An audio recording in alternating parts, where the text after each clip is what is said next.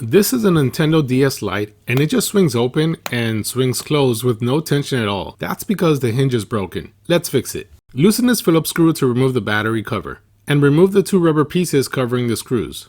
There is a tab here where you can lift the battery out. With the battery out, remove these two Phillips screws here and these two Phillips screws here as well. Now you just need to remove these 4 tri-wing screws. Pry open the back cover starting from here and go all around until it's lifted. The shoulder buttons have 3 parts: the frame, the spring, and the metal rod. I tried to remove them together, but I failed and mine came apart. No big deal. The spring goes in the middle and you insert the rod in the hole. The 2 screws that hold the hinge to the bottom cover are behind the motherboard. Here is one Phillips head screw. Remove that so you can lift the motherboard to get access to the screws on the hinge. Open the DS and push up on the bottom screen. Now you can lift the motherboard and the screen. You have to clear these 2 plastic pieces. Now you have access to the hinge screws. Get those long Phillips screws out. Put the motherboard and screen back down.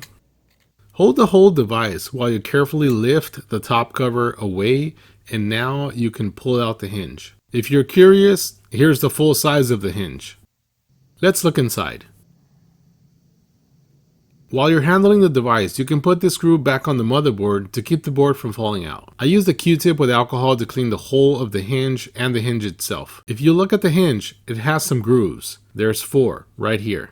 Those 4 grooves insert into the bumps here on the frame. 1, 2, but since the hinge broke off, the other 2 on the opposite side are gone, so the hinge can't lock into the frame. I'm going to glue the hinge back in place, but we need to set the hinge to the closed position because we are going to glue it in the closed position. You're going to need some pliers with some grooves like this right here so it can lock onto the hinge. Pay attention to the clicks and when it swings. Pretend that the pliers are like the top cover of the DS in the closed position. I feel tension first, but as I keep going, it swings open. When it's wide open, I hear a click.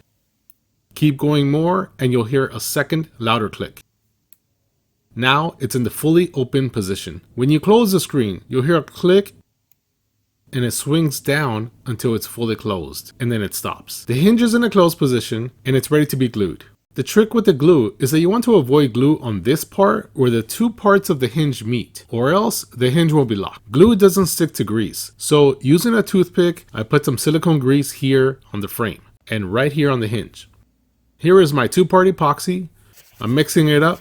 I'm using a Q-tip to apply the glue, but Q-tips can get loose, so I put some super glue on the Q-tip and waited like 15 minutes for it to harden. When you grab the glue, make sure that there are no glue strings or you will make a mess. Let's add the glue to the frame.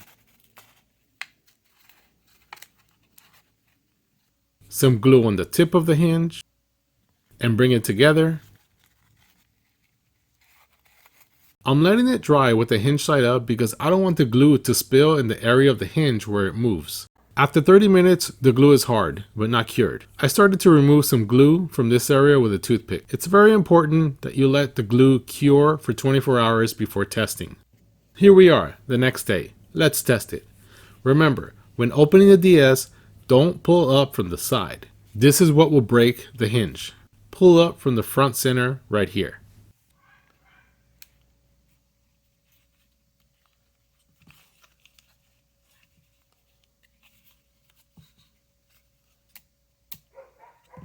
It's good. It was tricky putting it back together. Before you secure the motherboard, make sure that the rubber pad for the buttons lines up with the buttons. It's gonna sit like this. If your shoulder buttons came apart, pay attention to the position of the spring. Make sure this wire goes under this plastic piece to avoid pinching it. When you put the case back on, make sure that the power button is in this position or it will not work. Also, the position of the volume rocker needs to match the button. I hope this helps some of you guys fix your DS Lite hinge. If this video was helpful, please give it a like.